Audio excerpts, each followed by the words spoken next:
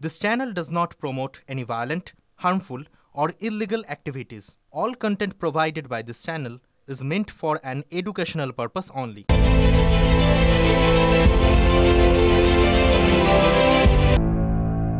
এই বিপুল পরিমাণ ছাই মেঘের জন্য বিমান বাতিলের আশঙ্কা ছিলই, কিন্তু হেলিকপ্টার উঠতে পারবে না এমন কোনো সতর্কবার্তা তো আজ ছিল না। অথচ মুখ্যমন্ত্রী মমতা বন্দ্যোপাধ্যায় আজকে বনগাঁ গেলেন সড়ক পথে। তার যাওয়ার কথা ছিল হেলিকপ্টারে। ডুমুরজলা থেকে উঠবে, কিছুক্ষণের মধ্যেই হেলিকপ্টার নামবে বনগাঁয়, এমনটাই কথা ছিল। ও মা, হেলিকপ্টার কিন্তু ওড়েনি। কেন জানেন? এটাই আজকের সব থেকে বড় ধাঁধা। মুখ্যমন্ত্রী মমতা বন্দ্যোপাধ্যায় বিজেপির দিকে আঙুল তুলেছেন, তিনি বিজেপিকে দুষছেন, মানে ষড়যন্ত্র তত্ত্ব। কিন্তু মুখ্যমন্ত্রীর দাবি উড়িয়ে দিচ্ছেন তাঁরই মন্ত্রিসভার সহকর্মী পরিবহন মন্ত্রী স্নেহাশিস চক্রবর্তী। বনগাঁর সভায় মুখ্যমন্ত্রী আজকে কি বলেছেন হেলিকপ্টার না ওড়া নিয়ে, সেটা আগে শোনাবো আপনাদের। তুমি আপনাদের কাছে আমি ক্ষমা চাইছি, আমার একটু আসতে দেরি হয়েছে, কিন্তু এটার একটা মজা আছে। মজাটা কি না, তো আমি 7-8 মাস হেলিকপ্টার ইউজই করি না। গাড়িতে সব জেলা টু জেলা প্রোগ্রাম করেছি। আমার এখানে মিটিংয়ের টাইম দেওয়া ছিল 12:30টায়। হঠাৎ খবর এলো হেলিকপ্টারটা যাবে না। আমি দেখলাম দারুণ মজার খবর তো। ইলেকশনই শুরু হলো না, তার মধ্যে কনফ্রন্টেশন শুরু হয়ে গেল। আমি বিজেপিকে বারবার বলি, ওরে আমার সাথে খেলতে যাস না, ওরে আমার সঙ্গে খেলতে যাস না, বিজেপিকে বারবার বলি। অর্থাৎ মুখ্যমন্ত্রীর মুখে সংঘাতের কথা, কনফ্রন্টেশন, কিন্তু কাদের সঙ্গে সংঘাত? স্পষ্ট করে মুখ্যমন্ত্রী বলছেন বিজেপি। আর পরিবহন মন্ত্রী কি বললেন শুনুন। আমার এখানে মিটিংয়ের টাইম দেওয়া ছিল 12:30টায়। হঠাৎ খবর এলো হেলিকপ্টারটা যাবে না। ইলেকশনই শুরু হলো না, তার মধ্যে কনফ্রন্টেশন শুরু হয়ে গেল। এটা কি মনে হচ্ছে যে কেন্দ্র সরকার যাতে মুখ্যমন্ত্রী দেরি করে যান তার একটা? আমার না সেটা মনে হচ্ছে না। এটা কি মনে হচ্ছে যে কেন্দ্র সরকার যাতে মুখ্যমন্ত্রী দেরি করে যান তার একটা? আমার না সেটা মনে হচ্ছে না। সেটা মনে হচ্ছে না। দাঁড়ান, শুধু এইটুকু বলে থামেননি স্নেহাশিস বাবু। কেন হেলিকপ্টার আজ ওড়েনি তার পুঙ্খানুপুঙ্খ কারণের ব্যাখ্যা দিয়েছেন আমাদের রাজ্যের পরিবহন মন্ত্রী, মমতা মন্ত্রিসভার সদস্য। গাড়ি বাইকের ইন্স্যুরেন্স ফেল হয়, এ তো হামেশাই হয়, আমরা জানি, আপনারা সবাই জানেন। কিন্তু এই হেলিকপ্টারের নাকি, মানে মুখ্যমন্ত্রী যে হেলিকপ্টারে বনগাঁ যাওয়ার কথা ছিল তার ইন্স্যুরেন্স বিমা ফেল করে গেছে, তাই কপ্টার ওড়েনি। যে সংস্থাকে আমরা টেন্ডার করে 5 বছরের জন্য দিয়েছিলাম, তার একটা এগ্রিমেন্ট ছিল যে সে যখনই হেলিকপ্টার দরকার হবে সে একটা ফিট হেলিকপ্টার দেবে। কিন্তু আজকে হঠাৎ আমরা একটা বিপত্তি দেখলাম যে সেই হেলিকপ্টারে নাকি ইন্স্যুরেন্স ফেল হয়েছিল। সেটা লন্ডনে একটা বিমা সংস্থার কাছে বিমা করাতে করেছে, কিন্তু সেই বিমার কাগজটা এসে পৌঁছয়নি। সেটা আজকে 1:30টার সময় পৌঁছে গিয়েছিল, কিন্তু আমাদের মুখ্যমন্ত্রী তো নির্ধারিত সভা ছিল, তাই তিনি চলে গিয়েছেন, বাই কারে চলে গিয়েছেন। এবং এই যে দেরিটা ওরা করলো, এটার জন্য আমরা ওই সংস্থাকে শোকজ করছি। তাহলে খেয়াল করে দেখুন, একই সরকারের মুখ্যমন্ত্রী এক কথা বলছেন, তার পরিবহন মন্ত্রী অন্য কথা বলছেন। দেখুন, হেলিকপ্টার উঠতে গেলে এটিসি বা এয়ার ট্রাফিক কন্ট্রোলের সবুজ সংকেত প্রয়োজন হয়, এটা সবাই জানে, এটা ঠিকই। কিন্তু হেলিকপ্টার ভাড়া নেওয়া, তার কাগজপত্র ঠিক আছে কিনা সেটা দেখা তো পশ্চিমবঙ্গ সরকারের পরিবহন দপ্তরের কাজ। নইলে তিনি খামোখা মুখ খুলতে যেতেন কেন? তাই তো পরিবহন মন্ত্রী তো নিজেই ঘাড়েই দায়টা নিয়েছেন এক প্রকার। চুক্তিটা তো তাদের সঙ্গেই হয়েছে, পরিবহন দপ্তরের সঙ্গে তাদের হয়েছে, মানে রাজ্যের সঙ্গে হয়েছে। যে সংস্থা হেলিকপ্টার প্রোভাইড করে, যারা দেখাশোনা করে, সেটা কিন্তু তিনি অস্বীকার করছেন না যে দায়টা আসলে রাজ্যে। কপ্টার না ওড়ার জন্য দায় রাজ্য সরকারের, অভিযোগ করেছেন শুভেন্দু অধিকারী, মমতা মন্ত্রিসভার এককালের পরিবহন মন্ত্রী। রাজ্যের প্রাক্তন পরিবহন মন্ত্রী শুভেন্দু কি বলেছেন শুনুন। ইলেকশনই শুরু হলো না, তার মধ্যে কনফ্রন্টেশন শুরু হয়ে গেল। আরে আপনার হেলিকপ্টারের লাইসেন্স নেই, কে আটকেছে? আমি দেখিয়ে দেব কাগজ, আপনি টাকা দেননি। আমার এখানে মিটিংয়ের টাইম দেওয়া ছিল 12:30টায়। হঠাৎ খবর এলো হেলিকপ্টারটা যাবে না। হেলিকপ্টার কোম্পানির সঙ্গে আপনার চুক্তি রিনিউয়াল করেননি, তাই আজকে হেলিকপ্টারে আপনি চড়তে পারেননি, ভীষণ কষ্ট। এই জন্যই বলছিলাম, এই হেলিকপ্টার না ওড়া এবং তার কারণ আজকের অন্যতম বড় রাজনৈতিক ধাঁধা। রাস্তায় বাস ঠিকভাবে চলে না, এই অভিযোগে খোদ মুখ্যমন্ত্রী কিছুদিন আগে সরব হয়েছিলেন। প্রশাসনিক বৈঠকেই তিনি পরিবহন দপ্তরকে বলেছিলেন সাইলেন্ট ডিপার্টমেন্ট। যা দেখা যাচ্ছে হেলিকপ্টারের কাগজ ঠিকপত্র আছে কিনা ঠিকমতো কাগজপত্র সেগুলো দেখাশোনা করার ক্ষেত্রেও কিন্তু পরিবহন দপ্তর এবং পরিবহন মন্ত্রী যথেষ্ট সাইলেন্টই ছিলেন। না হলে রাজ্যের মুখ্যমন্ত্রী কেন কপ্টার পাবেন না, তাও ঠিক ওড়ার আগের মুহূর্তে? মুখ্যমন্ত্রীর পুরনো বক্তব্যটা আপনাদের একবার শোনাতেই হয়। ট্রান্সপোর্ট ডিপার্টমেন্ট সাইলেন্ট ডিপার্টমেন্ট হয়ে গেছে।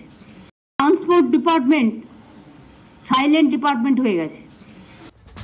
আর হ্যাঁ, আরও একটা ধাঁধা আছে। দেখুন, স্নেহাশিস বাবু সাইলেন্ট মিনিস্টার বলেই আমরা জানি তাকে। তিনি মিতভাষী এবং স্বল্পভাষী। তিনি আজকে এরকম সরব হয়ে উঠলেন কেন, এটাও তো একটা ধাঁধা।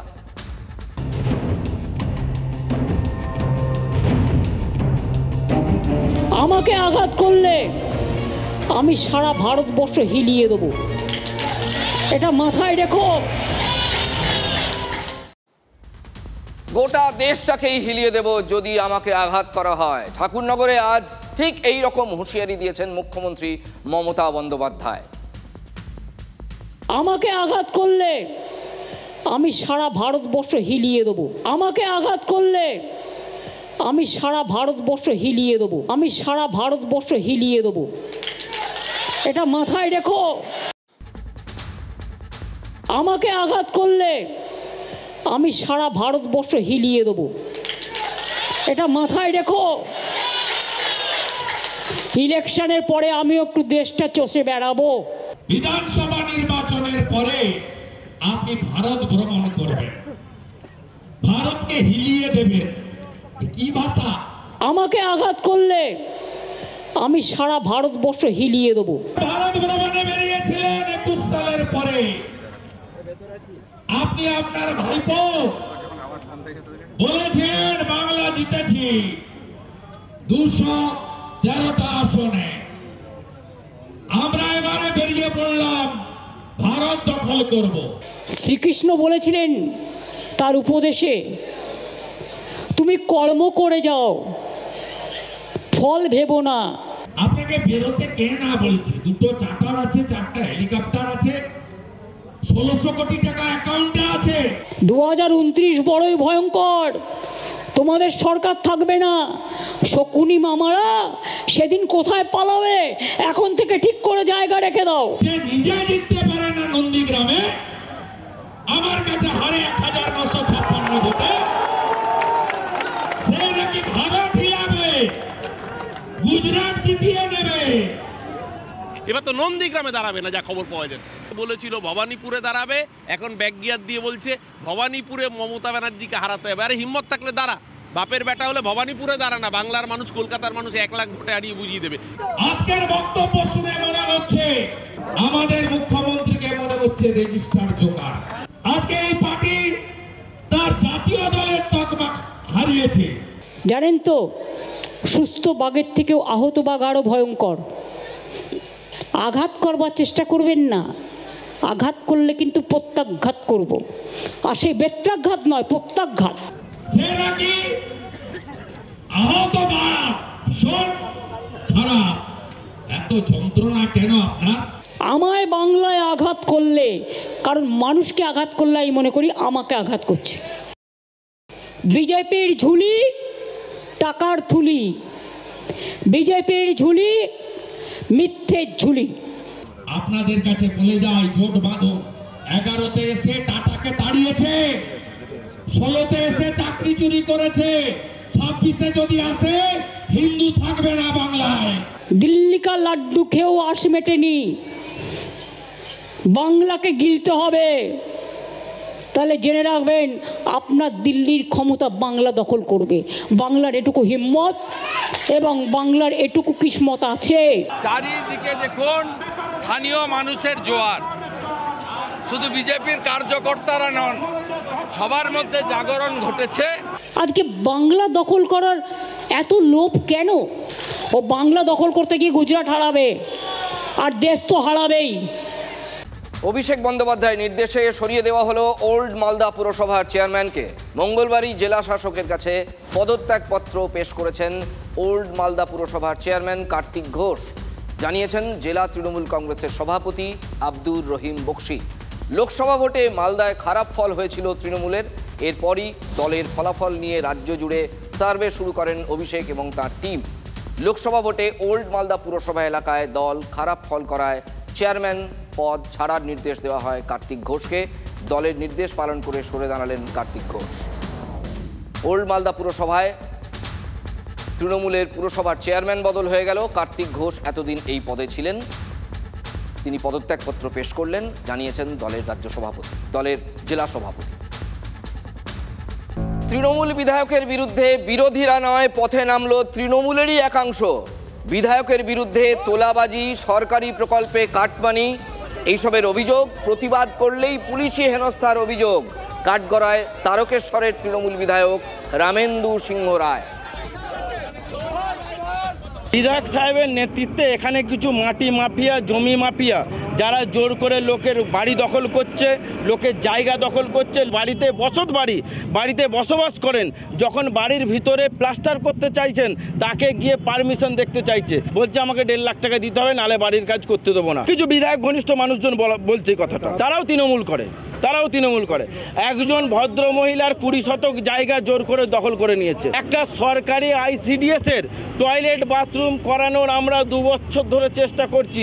এমন কোনো ব্যক্তি নেই যার কাছে আমরা যাইনি। সেই টয়লেট বাথরুমের কাজ করাতে গিয়ে আমি 48টা সেলাই খেয়েছি। তাই আমরা পুলিশকে একটা স্মারকলিপি জমা দিয়েছি 7 দফার। মানুষের স্বার্থে, মানুষের জনগণের কাজ